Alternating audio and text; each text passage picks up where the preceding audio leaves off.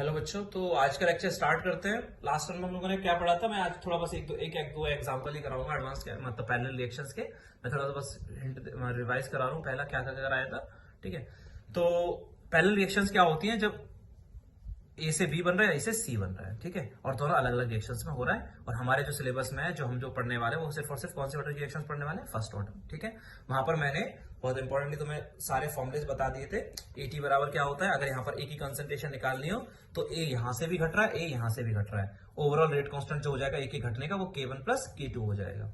अगर यहाँ सारे कोफिशिएंट 1 है तो ठीक है, K1 प्लस K2 हो जाएगा। ठीक है, तो एटी का फॉर्मुला क्या आ गया था? ए नॉट, वैसे होता क्या था? A naught At equal to A naught e के पावर माइनस के टी। यहाँ हो जाएगा के की जगह K1 प्लस K2, तो एटी बराबर ए नॉट इंटू ई की power minus K1 plus K2 into t. A naught e की power minus K1 plus K2 into t, ये एटी हो जाएगा। ठीक है, यही होगा। ओके, सिमिलरली एक बहुत इंपॉर्टेंट फॉर्मुला क्या बताया था मैंने? बी की कंसंट्रेशन और सी की कंसंट्रेशन का रेशियो इन दोनों के बनने के रेट कांस्टेंट के रेशियो के ही बराबर होता है। ठीक है, और फॉर्मुला जो आया था बी की कंसंट्रेशन का सी की कंसंट्रेशन का, वो कितना आया था? वो आया था बी की concentration K1 into upon K1 plus K2 into A naught and this, and C की कंसंट्रेशन दिस। ठीक है, ये हम लोगों ने कर लिया था। फिर हम लोगों ने कुछ लास्ट टाइम कुछ क्वेश्चंस भी किए थे, मैंने अच्छे से समझा भी दिए थे कि क्या क्या करना था, है ना। चलो आज एक क्वेश्चन और कर लेते हैं। हाँ जी, थोड़ा क्वेश्चन ध्यान से देखेंगे, बहुत लेंथी क्वेश्चन है। हाँ बेटा, तो क्वेश्चन क्या कहता है? आज हम यही क्वेश्चन करने वाले हैं, ज्यादा हम लोग पढ़ने भी नहीं वाले, सिर्फ ये क्वेश्चन कर लो, बाकी हम लोग मंडे को करेंगे एक नेक्स्ट सेट ऑफ रिएक्शंस, अलग तरह की रिएक्शंस। ठीक है, एक या दो लेक्चर्स और लगेंगे एडवांस काइनेटिक्स को भी खत्म करने में। ठीक है, दो लेक्चर्स और लगने वाले हैं एडवांस काइनेटिक्स खत्म करने में, फिर हम लोग नेक्स्ट चैप्टर स्टार्ट कर सकते हैं बाद में। ठीक, हाँ, रिएक्शन क्या हो रही है बेटा? ए से बी बन रहा है, ए से सी बन रहा है। K1 दे रखा है 10 मिनट इनवर्स, K2 दे रखा है 5 मिनट इनवर्स। यूनिट देख के पता लग रहा है दोनों फर्स्ट ऑर्डर की रिएक्शंस हैं। Optical rotation of A B and C are 100 degree, 60 degree and minus 90 degree. मेरे को ए बी और सी तीनों का ऑप्टिकल रोटेशन दे रखा है, मतलब इन तीनों के मतलब ए का 100 डिग्री। ऑप्टिकल रोटेशन का मतलब तो पता है ना, अगर तुमने स्टीरियो केमिस्ट्री पढ़ ली है ऑर्गेनिक के अंदर, तो वहां ऑप्टिकल आइसोमरिज्म कर लिया होगा। और ऑप्टिकल आइसोमर्स क्या होते हैं? ऑप्टिकली एक्टिव कंपाउंड क्या होता है? ऑप्टिकली एक्टिव कंपाउंड वो होता है कि जब उस कंपाउंड की सॉल्यूशन से प्लेन पोलराइज्ड लाइट पास कराई जाती है तो वो रोटेट हो जाती है। ठीक है, कितने एंगल से होती है वो उसका एंगल दे रखा है। ए से पास कराओगे तो 100 डिग्री, बी से कराओगे तो 60 डिग्री, सी से कराओगे तो माइनस 90 डिग्री। दो तरह के कंपाउंड्स होते हैं, एक डेक्स्ट्रो रोटेटरी और एक लीवो रोटेटरी। डेक्स्ट्रो जो होते हैं वो क्लॉकवाइज रोटेट कराते हैं और laevo rotatory anticlockwise rotate कराते हैं लाइट को। ठीक है, तो एक का एंगल है 100 डिग्री, एक का है 60 डिग्री और एक का है माइनस 90 डिग्री। ठीक है, मतलब दो डेक्स्ट्रो है, एक लीवो रोटेटरी है। ठीक है, क्वेश्चन क्या कहता है? इफ इनिशियली वन, और मैंने क्या बताया था बेटे, K1 और K2 जो है वो क्या है? ये एक एक घटने के रेट कांस्टेंट है K1 और K2। अगर कुछ इंफॉर्मेशन ना दी जाए तो rate constant are always taken as rate constant of disappearance of reactant, because we have studied in all the formulas that in first order reaction K is equal to 1 upon T ln A naught upon AT. This K represents rate constant or disappearance of reactant. AT is equal to A naught minus KT. That is for zero order reaction. Here K represents rate constant of disappearance of reactant. तो जो K पढ़ा है हम लोगों ने वो क्या है? वो rate constant of disappearance है, वरना वो देख के जाएगा हमें। ठीक है, इनिशियली 1 मोल प्रेजेंट है ए का 1 लीटर के कंटेनर में, तो हमें आइडेंटिफाई द करेक्ट स्टेटमेंट। तो हमें बताना है कौन सा स्टेटमेंट करेक्ट है और कौन सा नहीं है, ये अपनी बात हो रही है। ठीक है, चलो फिर कर लेते हैं यार, और क्या है। पहला स्टेटमेंट एक एक करके करेंगे। Moles of B and C are equal at any time. B और सी के जो मोल्स होंगे वो किसी भी टाइम पर देखोगे तो बराबर होंगे। चेक कर लेते हैं बेटा, बी और सी के मोल्स कर लेते हैं। हाँ, ए से बन रहा है बी और बन रहा है 2C। इसका के कितना दे रखा है? 10 मिनट इनवर्स, और इसका के कितना दे रखा है? 5 मिनट इनवर्स। K2 देखा है 5 मिनट इनवर्स। ठीक है बेटा, तो पहला जो ऑप्शन है वो ऑप्शन है moles of B and C are equal at any time. Starting में ये 1 मोल है और 1 लीटर का कंटेनर है। ठीक है, क्या बी और सी की कंसंट्रेशन बराबर होगी? नहीं। कंसंट्रेशन और B of concentration of C का रेशियो क्या आएगा? K1 upon 2K2। शायद समझ में आ गया वो क्यों लिखा है मैंने। बी और सी की कंसंट्रेशन का रेशियो इनके बनने के रेट कांस्टेंट के रेशियो के बराबर होगा, मतलब K1 अपॉन 2k2। 2k2 क्यों लिखा है? क्योंकि ये ए के घटने का रेट कांस्टेंट है, ये भी ए के घटने का है, तो बी के बनने का k1 ही होगा। कोफिशिएंट देख लो। सी के बनने का रेट कांस्टेंट कितना होगा? 2k2। सी के जो बनने का रेट कांस्टेंट होगा वो होगा 2k2। तो ये कितना जाएगा चेक कर लेते हैं बेटा, शायद आज इक्वल आ रहा नहीं आ रहा है। तो 10/10 कितना आ गया? 1 आ गया। क्या आ गया बेटा? 1 आ गया। इसका मतलब क्या हुआ? Concentration of B upon concentration of C का रेशियो बराबर आ गया। इसका मतलब therefore moles of B and C are equal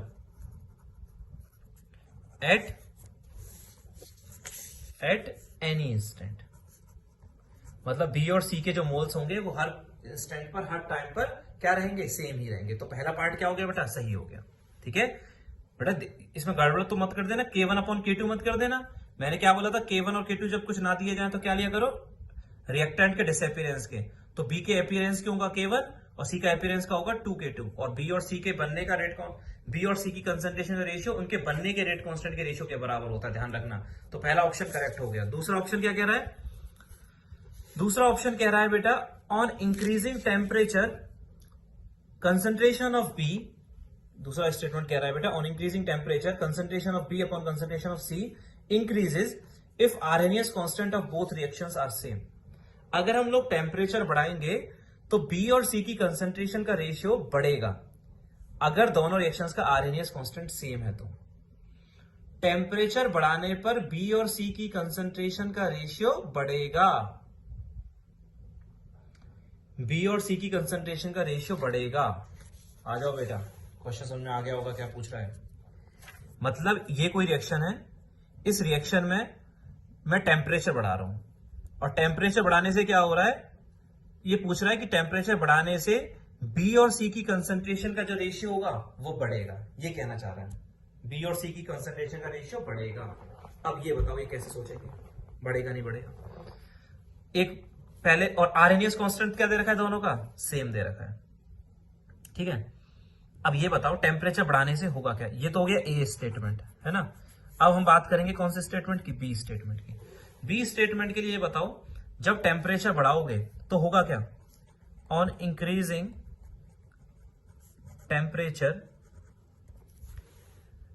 बढ़ाने से आरएनएस कांस्टेंट पे क्या फर्क पड़ता है बेटा? मैंने क्या बताया था? टेम्परेचर बढ़ाने से आरएनएस कांस्टेंट पर और एक्टिवेशन एनर्जी पर कोई फर्क नहीं पड़ता है। फर्क किस पे पड़ता है बेटा? हाँ जी, टेम्परेचर बढ़ाने से फर्क किस पे पड़ता है? टेम्परेचर बढ़ाने से होगा क्या? टेम्परेचर बढ़ाने से रेट कांस्टेंट क्या हो जाता है बेटा? बढ़ जाता है।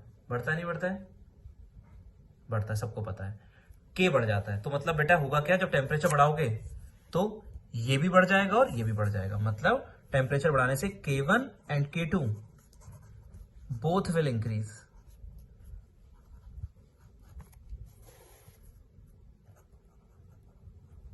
ठीक है, टेम्परेचर बढ़ाने से K1 और K2 जो होंगे वो दोनों क्या हो जाएंगे? बढ़ जाएंगे। ये तुम्हें पता है क्योंकि चाहे रिएक्शन एंडोथर्मिक चाहे एक्सोथर्मिक हो, टेम्परेचर जैसे ही बढ़ता है तो रेट कांस्टेंट बढ़ता है। तो ये भी बढ़ेगा और ये भी बढ़ेगा।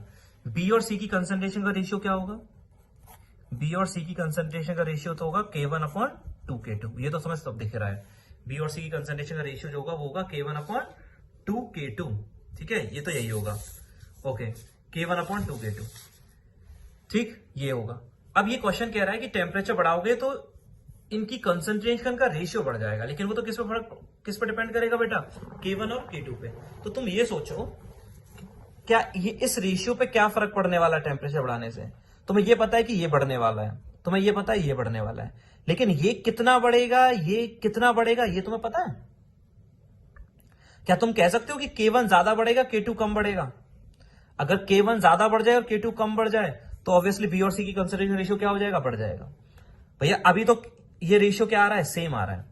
अभी ये रेशियो सेम आ रहा है, लेकिन अगर ये बहुत तेजी से बढ़ जाए और ये कम बढ़े, मतलब ये अभी तो 1:1 आ रहा था ना, 10, ठीक है, ये मान लिया हो जाए 1000 और ये हो जाए 20, ये हो जाए 1000 और ये हो जाए 20, तो रेशियो तो क्या हो गया?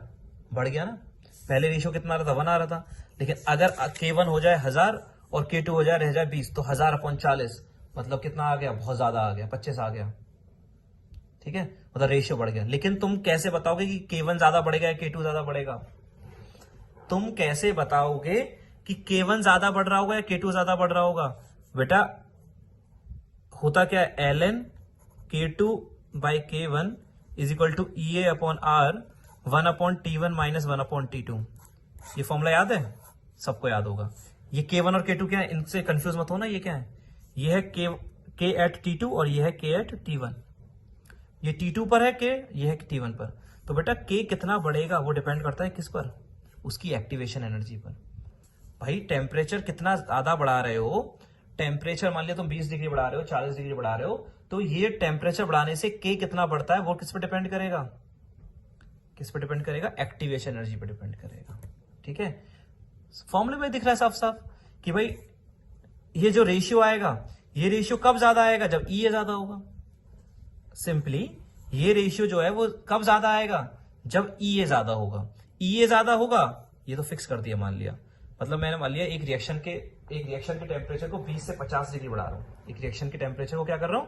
20 डिग्री से 50 डिग्री बढ़ा रहा हूं।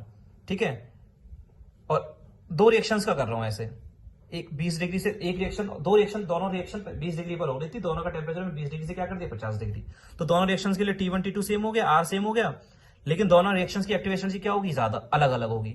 तो जिस रिएक्शन की एक्टिवेशन एनर्जी ज्यादा होगी, जिस रिएक्शन की एक्टिवेशन एनर्जी ज्यादा होगी, उसका ये रेशियो भी क्या आएगा? ज्यादा आएगा। ये रेशियो ज्यादा आने का मतलब क्या है कि भाई उस रिएक्शन में जो टेम्परेचर बढ़ाने से K बढ़ा है वो ज्यादा बढ़ा है। मतलब एक रिएक्शन में ये रेशियो आया 2 और एक रिएक्शन में ये रेशियो आया 3। तो एक रिएक्शन में अगर रेशियो 2 आ रहा है, इसका मतलब क्या है? इस रेशियो का 2 आने का मतलब क्या है कि टेम्परेचर बढ़ाने से 2 गुना हो गया है रेट कांस्टेंट। और जिसमें 3 आया तो टेम्परेचर बढ़ाने से 3 गुना हो गया रेट कांस्टेंट। तो वो तो बेटा किस पे डिपेंड करेगा कि कितना ज्यादा हो टेम्परेचर बढ़ाने से, कब K ज्यादा बढ़ेगा और कब K कम बढ़ेगा, वो तो किस पे डिपेंड करेगा? आरएनएस कांस्टेंट पे डिपेंड नहीं करेगा। वो किस पे डिपेंड करेगा बेटा? एक्टिवेशन एनर्जी पे डिपेंड करेगा। टेम्परेचर बढ़ाने से कितना K बढ़ेगा, टेम्परेचर बढ़ाने से कितना K बढ़ेगा, that depends on activation energy. और अगर वो एक्टिवेशन एनर्जी पे डिपेंड करता है तो ये तो क्या रहेगा बेटा? फिर अगर बात समझ में आई नहीं आई, पहले ये सोचो, ये EA जिसका ज्यादा हुआ, मतलब एक का EA कम है, एक का EA ज्यादा है। जिसका EA कम है उसके लिए आ गया ये रेशियो 2, जिसका EA ज्यादा है उसका ये रेशियो आ गया 3। जिसका रेशियो 3 आया, इसका मतलब क्या है कि टेम्परेचर बढ़ाने से 3 गुना हो गया रेट कांस्टेंट। और जिसका 2 आया उसका मतलब टेम्परेचर बढ़ाने से 2 गुना हो गया रेट कांस्टेंट। ठीक है, तो 3 गुना हो गया और एक में 2 गुना हो गया। तो जिसमें 3 गुना हुआ है, इसका मतलब क्या है भाई? उस रिएक्शन में एक्टिवेशन ज्यादा थी, इसलिए टेम्परेचर बढ़ाने से ज्यादा रेट कांस्टेंट बढ़ा है। तो इसका मतलब मैं सिंपली ये कहना ये चाह रहा हूं कि a reaction whose activation energy is more will be more sensitive towards change in temperature. जिस रिएक्शन की एक्टिवेशन ज्यादा होगी वो ज्यादा सेंसिटिव होगा टेम्परेचर चेंज पे। मतलब जितनी ज्यादा होगी एक्टिवेशन एनर्जी, उतना ज्यादा तेजी से रेट कांस्टेंट बढ़ा करेगा। ठीक है, तो अगर टेम्परेचर बढ़ाओगे तो ये भी बढ़ेगा, ये भी बढ़ेगा, लेकिन ये कितना बढ़ेगा और ये कितना बढ़ेगा वो मैं तब तक नहीं बता पाऊंगा जब तक मेरे को इन दोनों की क्या नहीं पता होगी? एक्टिवेशन एनर्जी नहीं पता होगी।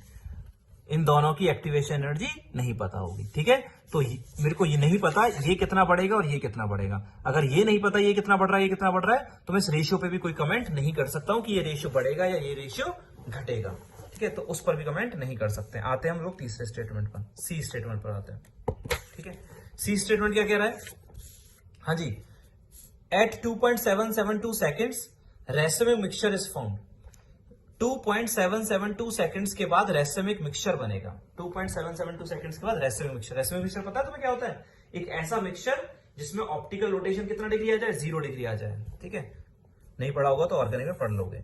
रेसिमिक मिक्सचर वो मिक्सचर होता है जिसमें नेट ऑप्टिकल रोटेशन 0 हो जाता है। ठीक है, तो चेक कर लेते हैं टाइम कितना है? 2.772 सेकंड्स। अब आते हैं हम लोग रिएक्शंस पर और सारी बातों पर। 10 मिनट इनवर्स और 5 मिनट इनवर्स। ठीक है, अच्छा बेटा 10 मिनट इनवर्स, 5 मिनट इनवर्स। अब बेटा मैं क्या निकाल लेता हूं? हाँ भाई 2.7 10 मिनट